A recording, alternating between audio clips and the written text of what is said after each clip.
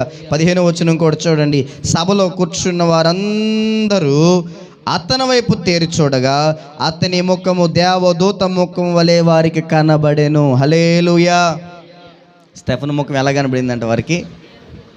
దేవదూతల ముఖము. హల్లెలూయా. ఏమండి, మోషే 40 దినాలు ఆ కొండ మీదకి వెళ్ళి, సినాయి కొండ మీదకి వెళ్ళి దేవునితో మాట్లాడి ఉపవాసం అండి ప్రార్థించి ఆ కొండ మీద నుంచి దిగుతుంటే మోషేలో ఉన్న ఆ ముఖములో ఉన్న మహిమ కిందనున్న ప్రజలు చూడలేకపోయారట. అంత మహిమతో మోషే ముఖం ప్రకాశిస్తుంది. యేసుక్రీస్తు ప్రభుల వారు కూడా ఏమండి కొండ మీదకు వెళ్ళి రూపాంతరము చెందినప్పుడు ఆయన మహిమను అక్కడ ఉన్నవారు చూడలేకపోయారు. రూపాంతరము చెందాడట. ఆయన వస్త్రములు తెల్లగా దిగదిగలాడి మెరియుచున్నట్లుగా, ఆయన తల వెంట్రుకలు మెరియుచున్నట్లుగా ఏమండి ఆ కొండ మీద యేసు ప్రభువాలు రూపాంతరము చెంది తన మహిమతో వారికి అక్కడ కనబడితే ఏలీయాయు మోషేయు వారి మధ్యకి దిగి వచ్చి ఉన్నారు.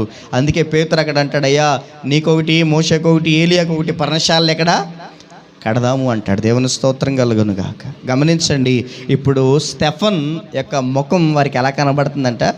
సభలో ఉన్న వారందరూ ఏమండి స్టెఫన్ వైపు చూడగా దేవదూత ముఖము వంటి ముఖముగా వారికి కనబడుతుంది. మనం ఏ స్థాయికి ఎదగాలయ్యా అంటే దేవుని మహిమ చేత మనం నింపబడి ఆ మహిమ ప్రజలు చూడగలిగినట్లుగా మనం మారాలి. హల్లెలూయా.